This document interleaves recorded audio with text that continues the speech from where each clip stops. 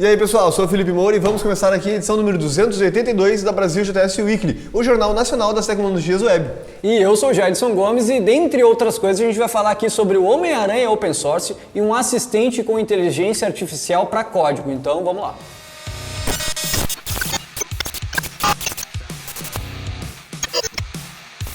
E começamos aqui já com uma palestra da Brasil GTS Conf 2018, a palestra da Cláudia Hernandes, que trabalha na AuthZero, e nessa palestra ela falou sobre o método sort no JavaScript.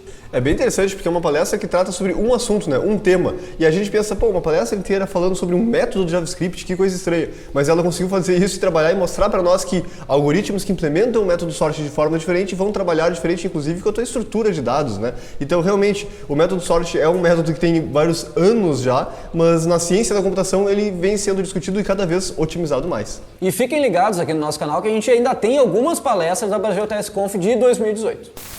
E nós temos uma novidade aqui para o mundo open source, né? Para quem assistiu e curtiu aí o filme do Spider-Man Into the Spider-Verse, a Sony anunciou agora que eles vão transformar o software que eles usaram ali para colorir, né, todo o filme como open source, vai inclusive entrar debaixo da Open Source Foundation, né? Isso é uma iniciativa muito legal. Mas só deixando para todo mundo ligado sobre o assunto, quando eu fui lá eu pensei, que legal, né? Mas eles deixam bem claro lá, não é que todo mundo vai poder criar o seu próprio filme baseado nas animações lá do Homem-Aranha no Aranhaverso, né? É um pedaço de software que eles utilizaram, eles colocaram como open source. É uma iniciativa legal de qualquer maneira, né? E vai ajudar aí a contribuir no mundo, né, de animações. E imaginem no futuro próximo, onde a gente está fazendo nossos programas lá, codificando, e o machine learning, as máquinas nos dizem, opa, peraí, tem um bug aí, não comita esse código ou até mais do que isso. Vou te ajudar aqui, tu fez um código e ele tem um bug e eu vou corrigir para ti. Pois é, isso não está tão distante assim, né? A Ubisoft e a Mozilla anunciaram que estão se unindo e construindo uma ferramenta aí que se chama Clever Commit, que é basicamente isso que eu disse, né? Uma inteligência artificial que vai ser o teu assistente de código, né? Vai ajudar a entender os bugs que tu está fazendo, que tu está introduzindo no teu software e inclusive até a corrigir. A Ubisoft, que iniciou esse projeto, inclusive já está usando no desenvolvimento de alguns jogos que eles estão fazendo. É muito legal que eles comentaram que eles têm uma base de código enorme, claro que daí com isso eles têm uma base de bug muito grande também, e alguns bugs são repetitivos, como eles têm muitos desenvolvedores trabalhando em muitos códigos diferentes, acaba entrando muitas vezes o mesmo bug, né? Então esse sistema de inteligência artificial conseguiria detectar, isso aqui está me cheirando a um bug no futuro. E se é um bug muito tradicional, ele poderia inclusive corrigir o bug para ti, né?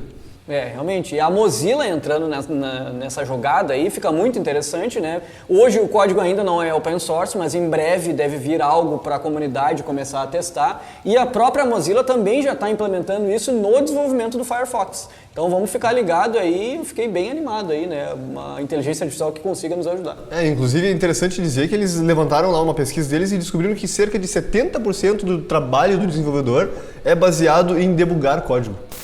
E ainda falando sobre inteligência artificial, a gente tem aqui um link também de uma ferramenta muito legal lançada agora, que foi o Esta Pessoa Não Existe, né? This Person Does Not Exist. Que trata-se, na verdade, de um algoritmo implementado ali pela NVIDIA com inteligência artificial, ele tem toda uma camada em que ele trabalha para criar rostos. Só que algumas tentativas já foram feitas inicialmente, o que tem de impressionante nessa ferramenta é que ele consegue trabalhar com uma resolução de até 1024, que antes não era possível fazer, né? Ter uma resolução tão grande para um rosto que foi criado do nada. Então se tu acessar aquela página ali, cada F5 que tu dá na página, ela te entrega um novo rosto que ela acabou de gerar. Então são pessoas que realmente não existem. E é muito legal, inclusive, estava pensando em usar para testes. Às vezes a gente está desenvolvendo um site que tem que ter o rosto de uma pessoa feliz ali e tal, vai lá, gera um rosto, né? E é muito perfeito, ele cria um ambiente em volta também, cria cenário, cria até efeitos de luz e tal. Ficou bem impressionante o resultado. É muito legal ficar brincando lá, acho que eu perdi ontem uns 20 minutos só dando F5 na página para ver os rostos e também para pegar algumas coisas bizarras que aconteceram. Para mim, teve um rosto que veio com uma orelha na bochecha, alguns rostos a pessoa não usava óculos, mas eu via a haste do óculos de um lado. Claro, o algoritmo está sendo melhorado, mas alguns rostos são realmente muito perfeitos, né? E aí, inclusive, abre aquelas discussões mais filosóficas que estão sempre ligadas à inteligência artificial, né? Que é essa parte de, tem muita implicação ruim também, né? A possibilidade de gerar novos rostos de pessoas que não existem abre uma brecha aí para um monte de possíveis crimes na internet ou coisas desse tipo, né? E uma novidade muito legal também é que tem um documentário lançado, está disponível no YouTube, sobre o Ember.js, né? O Ember que já tem uma certa idade aí, né? Um framework muito usado. E nesse documentário, então, eles contam a história de como que o Ember surgiu, né? E como que ele, inclusive, mudou muita coisa no desenvolvimento web. E aí mostra lá no início, né? É engraçado ver o Tom Dale, que é um dos core developers do Ember.js, inclusive contando, eu não sabia dessa história, de que ele tinha recém conseguido um emprego na Apple, né, tava trabalhando, tava feliz, era o ápice da carreira, né, trabalhando na Apple, e então ele conheceu, né, outra pessoa que é fundadora lá do Ember.js, que é o Yehuda Katz, que inclusive já palestrou na BJS Conf, né, e o Yehuda Katz acabou convencendo ele a sair da Apple para abrir uma startup, onde eram basicamente os dois trabalhando numa garagem, só tinham 2 computadores, né. E, bom, é uma história muito interessante esse background aí, né, de como que o Ember foi construído, né, eles criaram um framework lá para fazer produtos dentro dessa nova startup deles, então fica aí a dica, é um bom documentário para pegar, ao invés de ver uma série da Netflix, pega no final de semana e vê esse documentário. Break from this new type of false yield, else continue as in static void. Parece uma frase filosófica, mas na verdade são apenas palavras, né, tokens do JavaScript.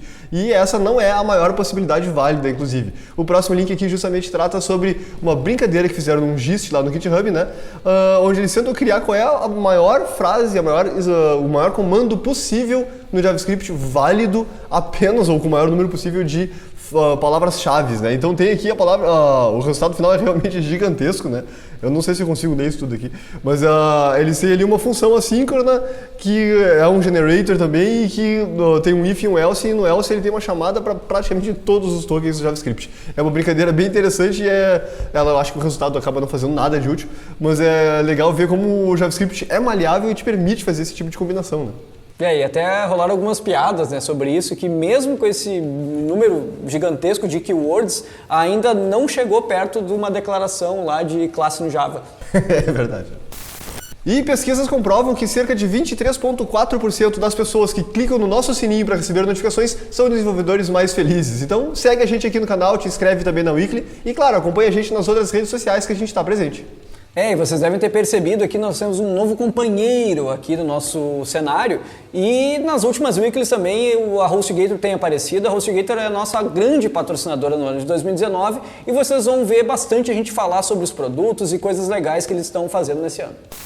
E uma ferramenta muito legal que a gente viu essa semana é o Code Crumbs, né? Essa ferramenta permite que a gente coloque dicas no nosso código, né? Coloque migalhas no nosso código e depois gera de forma gráfica todo um fluxo ou bugs que a gente tem que consertar ou dicas para próximas pessoas que vão pegar o teu código, né? Então é legal que a gente consegue com comentários inserir no nosso editor e depois visualizar de uma forma bem fácil de entender assim, qual é o fluxo da aplicação, quais bugs tem que resolver e ele até permite que a gente crie dicas assim, ele bota um quadradinho, né? A gente pode usar para to-do ou para correção de bugs, é uma ferramenta bem legal.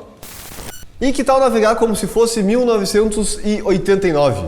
Esse é um novo projeto aqui lançado pelo CERN, inclusive, que é bem legal, que é um projeto chamado World Wide Web Rebuild. E é, na verdade, o primeiro navegador, né? Uma reconstrução do primeiro navegador que tentava apresentar para o mundo o que era o conceito de hypertext. Então, inclusive, ele começa ali com um bem-vindo ao maravilhoso mundo do hypertexto, né? Então, é bem interessante para navegar ali até... é meio que um desafio para tu conseguir ir lá e abrir uma URL, não é algo tão trivial assim.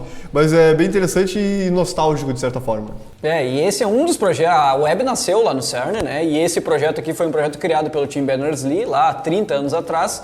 E esse é um dos projetos aí em comemoração, então, aos 30 anos da web, né? A web faz 30 anos agora em 2019, então algumas coisas estão acontecendo no mundo e vocês devem ficar ligados aqui também na BrasilJS, que a gente vai ter alguns anúncios legais também referentes aí ao aniversário da web.